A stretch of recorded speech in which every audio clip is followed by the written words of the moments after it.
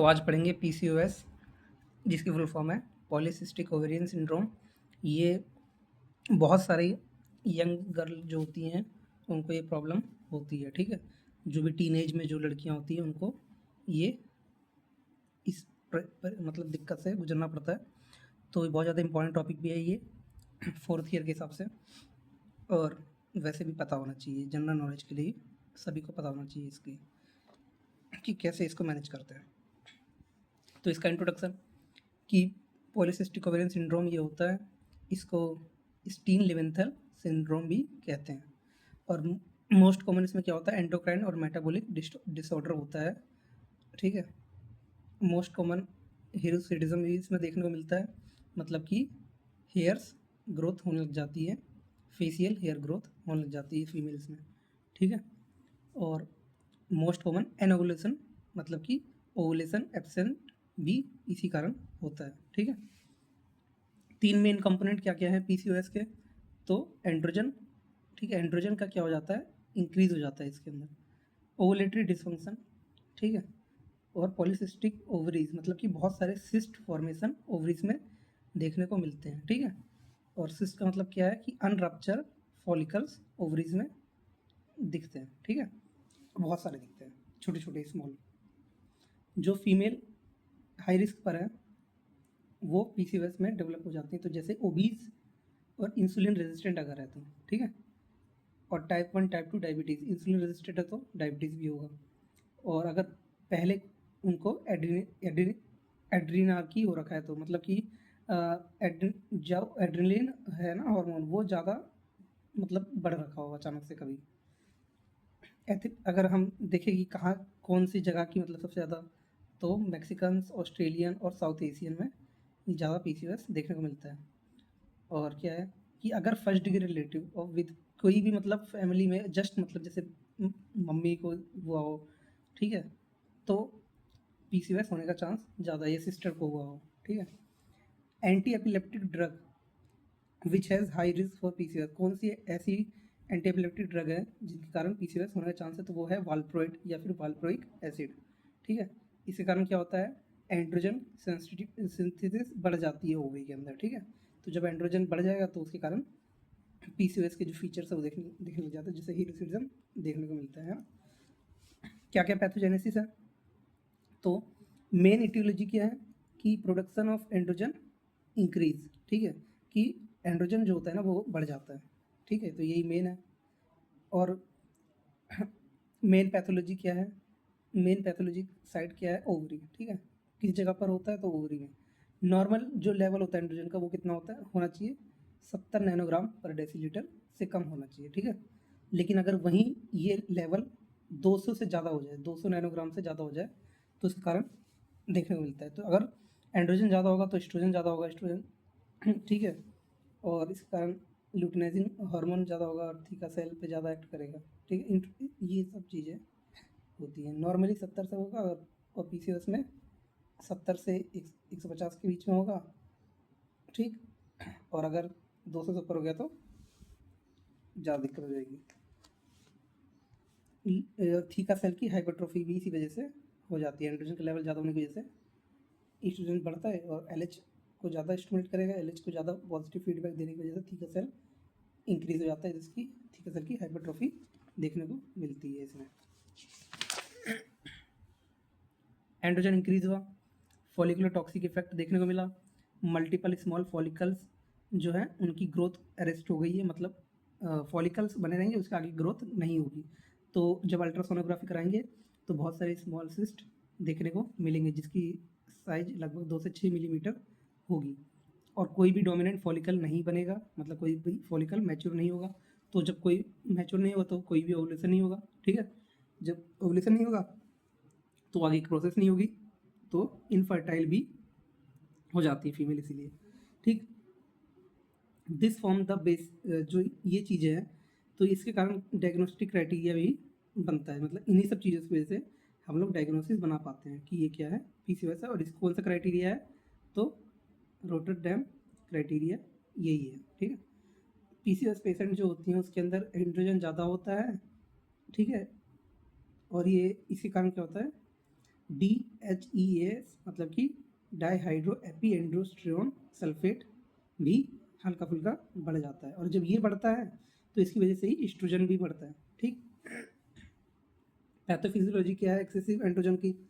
तो mild elevation of androgen अगर होगा, मतलब 70 से 200 के बीच में अगर होगा, तो इसके कारण हिरोसिडिज्म देखने को मिलेगा, मतलब कि फेशियल हेयर ग्रोथ होगी, और फॉलिकुलर टॉक्सिक, जिसके कारण ये फॉलिकुलर टॉक्सिक होता है, जिसके कारण क्या होगा, एनोवुलेशन होगा। ठीक है, मतलब ओवुलेशन नहीं होगा। तो अब देखते हैं हिरोसिडिज्म और वायरल वायरलाइजेशन क्या होता है। ठीक है तो हिरसुटिज्म क्या है कि थोड़ा बहुत अगर एंड्रोजन बढ़ेगा, मतलब 70 से ऊपर जैसी होगा, तो वैसी फेशियल हेयर ग्रोथ दिखने लग जाएगी। और वायरलाइजेशन क्या है कि बहुत ज़्यादा लेवल है एंड्रोजन का, अगर जैसे 200 से ऊपर होता है तब हमें देखने को मिलता है। ठीक है, हिरसुटिज्म पीसीओएस में देखने को मिलता है, और जो वायरलाइजेशन है वो एंड्रोजन प्रोड्यूसिंग ट्यूमर, मतलब जब एंड्रोजन ज़्यादा निकल रहा, तो किस टाइम पे निकलेगा, जब एंड्रोजन का मतलब ट्यूमर हो रखा हो, तो जैसे कि कंजेनाइटल एड्रेनल हाइपरप्लेजिया, मतलब कि नंबर ऑफ इंक्रीज हो जाए एड्रेनल हार्मोन सिक्रेट करने वाले सेल्स। ठीक है, तो तब देखने को मिलता है। हिरसुटिज्म की फाइंडिंग क्या है कि growth of course terminal here in male pattern के जो ग्रोथ है हेयर की वो देखने को मिलती है, और कहाँ कहाँ पे, जैसे लिप्स, चिन, पेरी एरियोलर रीजन, चेस्ट, या फिर लीनिया नाइग्रा के आसपास। ठीक है, यहाँ एरिया पे मेनली क्या, लिप्स, चिन, पेरी एरियोलर रीजन, चेस्ट और लीनिया नाइग्रा के पास। तो लीनिया नाइग्रा तो पता ही होगा कहाँ पर होता है, जिफी स्टर्नम से लेके प्यूबिक सिम्फाइसिस के बीच में लीनिया नाइग्रा प्रेजेंट होता है। एक्ने की ग्रोथ स्कारिंग एक्ने देखने को मिलता है। ठीक है, लेकिन ये कोई भी नॉर्मल ट्रीटमेंट से ठीक नहीं हो रहा होता है, ये वो वाला एक्ने होगा। ठीक है, कि ट्रीटमेंट ले रहे हैं लेकिन ठीक हो जा रहा है, तो वो हिरसुटिज्म की वजह से नहीं है। अगर इसकी वजह से है तो ये कोई रिस्पॉन्स नहीं देगा ट्रीटमेंट को। और क्या देखने को मिलता है, एलोपेसिया। एलोपेसिया क्या होता है कि हेयर जो है वो अपने आप झड़ने लग जाए, मतलब हेयर अपनी जड़ ही मतलब खो दे, जहाँ से ग्रोथ हो रही है वहाँ से ही गायब हो जाए, तो एलोपेसिया भी देखने को मिलता है हिरसुटिज्म का। फाइंडिंग क्या देखने को मिलेगी इसमें, तो क्लाइट्रोमीगेली। ठीक है, क्लाइटोरिस का साइज मोर देन 1 सेंटीमीटर अगर हो जाए, या फिर मसल मास बढ़ जाए, या फिर वॉइस थोड़ी भारी हो जाए, लड़कों की तरह हो जाए, या फिर ब्रेस्ट की एट्रोफी, मतलब ब्रेस्ट छोटे हो जाए, temporal recession of hair line, जो हेयर लाइन है उनका रिसेशन हो जाए टेम्पोरल, कुछ टेम्परेरी टाइम के लिए। हिरसुटिज्म के अंदर क्या है, एक स्कोर है मॉडिफाइड फेरिमन गैल्वे स्कोर, जिसके अंदर क्या क्या चीज़ें हैं, 9 साइड्स को हम लोग 9 जगह को हम लोग देखते हैं। Each side score between 0 to 4, her side पे हम स्कोर 0 से 4 के बीच में देते हैं। टोटल स्कोर अगर मोर देन 8 आएगा तो हिरसुटिज्म प्रेजेंट है, और अगर 15 आएगा या उससे ज़्यादा आएगा तो सीवियर हिरसुटिज्म कहलाता है। ठीक है, ऐसे ही वायरलाइजेशन का क्या है कि प्रेडर स्कोर हम लोग चेक करते हैं। ठीक है, एक्सेसिव एंड्रोजन होने की वजह से क्या क्या चीज़ें होती हैं, तो मेन सिम्टम्स क्या क्या देखने को मिलेंगे कि अगर हल्का फुल्का एंड्रोजन इंक्रीज होता है तो हिरसुटिज्म, ज़्यादा इंक्रीज होता है तो वायरलाइजेशन देखने को मिलता है। ठीक, और क्या, एनोवुलेशन भी और ओबेसिटी भी। ठीक है, एबनॉर्मल लैब वैल्यू, तो टेस्टोस्टेरोन क्या होगा, मोर देन 70, या और DHEAS थोड़ा बहुत इंक्रीज हो जाता है, dihydro AP androsterone sulphate, luteinizing hormone बढ़ जाएगा, लैक्टेट डिहाइड्रोजनेज LDL लो, LDL देखो क्या होता है, लो डेंसिटी। ठीक है, और high density lipid, low density lipid, तो ये इंक्रीज हो जाता है और ये डिक्रीज हो जाता है। सेक्स हार्मोन बाइंडिंग ग्लोबुलिन, ये भी क्या हो जाता है, डिक्रीज हो जाता है, और FSH भी डिक्रीज हो जाता है। फ्यूचर में क्या कॉम्प्लिकेशन देखने को मिल सकते हैं, तो डिसलिपिडीमिया हो जाएगा, और BP हाई हो जाएगा, कोरोनरी आर्टरी डिजीज भी देखने को मिल सकती है। हिरसुटिज्म यहाँ पे देखने को मिल रहा है, हेयर ग्रोथ है। ठीक है, लिप्स के ऊपर, यहाँ पे चिन पे। ठीक है, ग्रोथ देखने को मिल रही है। ठीक, तो हिरसुटिज्म का क्या-क्या कॉज हो सकते हैं? तो मोस्ट कॉमन तो पीसीओएस ही है, बाकी इडियोपैथिक भी हो सकता है, लेट ऑनसेट ऑफ सीएच मतलब कि कंजेनाइटल एड्रेनल हाइपरप्लेजिया का बहुत ज़्यादा टाइम हो गया उसके कारण भी हिरसुटिज्म हो सकता है। And androgen secreting ovarian tumour, androgen बहुत ज़्यादा सिक्रेट हो रहा है, ठीक है? उस वजह से भी इसमें हम लोग टेस्टोस्टेरोन का लेवल चेक करेंगे, ठीक है? अगर ये 70 से ऊपर है तो पीसीओएस है, और अगर नॉर्मल है तो इडियोपैथिक है, और अगर बहुत ज़्यादा हाई है तो क्लाइट्रोमेगाली है, मतलब कि कंजेनाइटल एड्रेनल हाइपरप्लेजिया है या फिर एंड्रोजन सिक्रेटिंग ट्यूमर है। मोस्ट कॉमन हिरसुटिज्म का तो यंग फीमेल में कॉज हिस्ट्री लेंगे कौन सा, अगर रैपिड ऑनसेट है मतलब अचानक से बहुत ज़्यादा तेज़ी से, तो एंड्रोजन सिक्रेटिंग ओवेरियन ट्यूमर है। लेकिन most common cause of hirsutism young female वैसे क्या होता है, पीसीओएस होता है। अगर रैपिड ऑनसेट होगा तो एंड्रोजन सिक्रेटिंग ओवेरियन ट्यूमर होगा, क्योंकि अचानक से एंड्रोजन बहुत ज़्यादा बढ़ जाता है, इस वजह से 50% जो वुमेन होती है पीसीओएस की वो ओबीज होती है, इसीलिए लगता है कि अगर कोई ओबीज है और हेयर ग्रोथ हो रही है तो उसको पीसीओएस होगा ही होगा, ठीक है? तो एंड्रोजन इन एडिपोज टिश्यू क्या होता है कि एंड्रोजन जो होता है एडिपोज टिश्यू के अंदर वो कन्वर्ट हो जाता है एस्ट्रोजन में, और इसकी वजह से एस्ट्रोजन क्या हो जाता है, बढ़ जाता है। तो एस्ट्रोजन जो E1:E2 रेशियो नॉर्मली होता है वो 1:2 होता है, देखो उसके नाम में भी 1 और 2 है। तो एस्ट्रोन और एस्ट्राडायोल, ठीक है? एस्ट्रोन एस्ट्राडायोल जो रेशियो होता है नॉर्मल 1:2 होता है, और इसका नाम में भी E1:E2 है, लेकिन ये एबनॉर्मल उल्टा हो जाता है, मतलब 2:1 हो जाता है। ये पीसीओएस को कन्फर्म कर देता है, ठीक है? फ्यूचर कॉम्प्लिकेशन क्या देखने को मिलेगा, एंडोमेट्रियल कैंसर होने के चांसेस हैं, क्योंकि हाइपरप्लेजिया हो रहा है तो एंडोमेट्रियल कैंसर हो सकता है, ठीक है? ओवेरियन कैंसर हो भी सकता है, नहीं हो सकता है, और टाइप 2 डायबिटीज़ हो सकता है, कोरोनरी और सेरेब्रल स्ट्रोक हो सकता है, ठीक? इंसुलिन का रेजिस्टेंट कैसे होगा, ठीक है? इंसुलिन का रेजिस्टेंट 50 से 80% पेशेंट में देखने को मिलता है। अगर इंसुलिन रेजिस्टेंट हो गया है तो उसके कारण थीका सेल स्टिमुलेट हो जाएगा, मतलब उसकी ग्रोथ ज़्यादा होगी, ठीक है? और ज़्यादा से ज़्यादा एंड्रोजन बनाएगा और डिस्लिपिडियम भी कर सकता है, ठीक?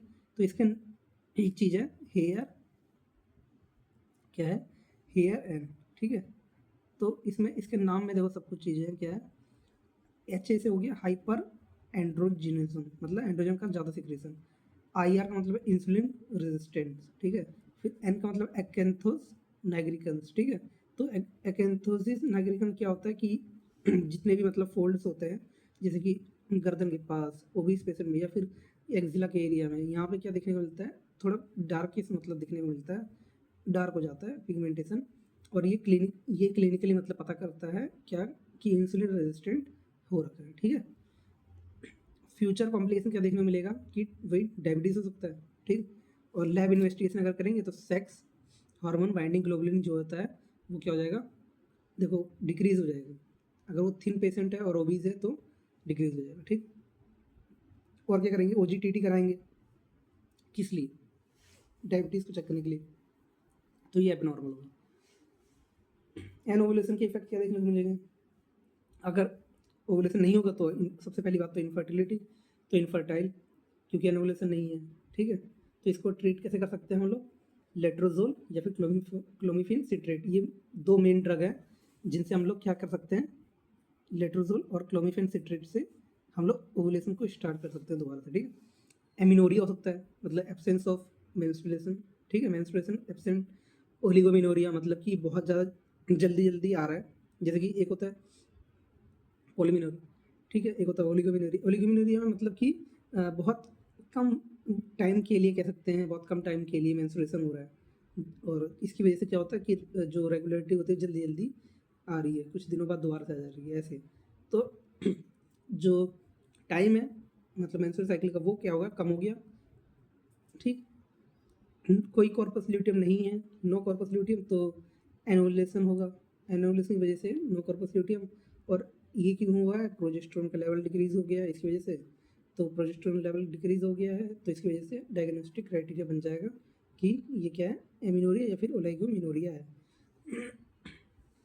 जब एनोवुलेशन होगा मतलब एब्सेंस ऑफ ओवुलेशन, तो कॉर्पस ल्यूटियम भी नहीं बन पाएगा, कॉर्पस ल्यूटियम नहीं बन पाएगा तो प्रोजेस्टेरोन नहीं बन पाएगा, ठीक है? सब एक के बाद एक प्रोसेस होता है, तो इस वजह से एमिनोरिया हो जाएगा। और मीनोरेजिया क्या है कि मीनोमेट्रोरेजिया, तो मीनोमेट्रोरेजिया मतलब कि जो ओबीस फीमेल है उसमें एस्ट्रोजन का लेवल इंक्रीज हो गया है, ठीक है? एंडोमेट्रियम उसके कारण प्रोलिफरेट हो गया है, एंडोमेट्रियम मतलब ज़्यादा हो गया है उसकी ग्रोथ।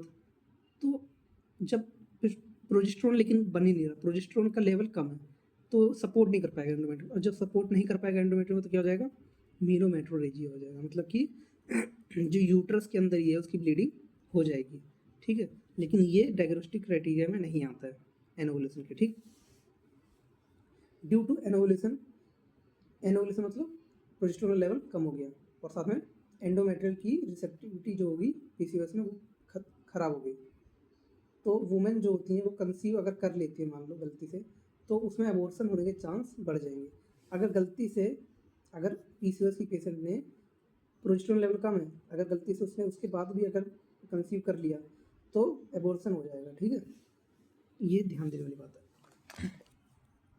क्या क्या फैक्टर होते हैं, तो इंसुलिन रेजिस्टेंट होगा, ठीक। अगर इंसुलिन रेजिस्टेंट प्रेजेंट है तो ओबीस पीसीओएस फीमेल है, ठीक है। और अगर बहुत फिर थिन भी हो सकती है। और अगर एमिनोरिया है, ठीक है, तो एमिनोरिया मतलब एब्सेंस, तो थिन पेशेंट में ज़्यादा देखने को मिलेगा लेकिन ओबीस में कम देखने को मिलेगा। Oligomenorrhoea less than 9 cycle per year, अगर